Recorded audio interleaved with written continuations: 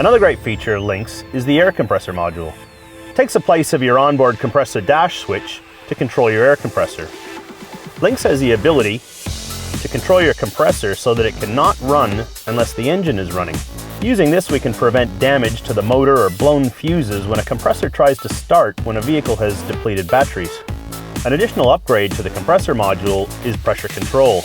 Once installed, LINX knows what pressure is inside my compressor. So if I want to inflate my tires, say up to 35 psi, I can just key in my target pressure, turn pressure control on, and LINX will do its job. Deflating your tire pressures in LINX are done the same way. Set your target pressure, and LINX will take care of the rest. LINX can also control the pressure of your tires in whatever units you're used to seeing.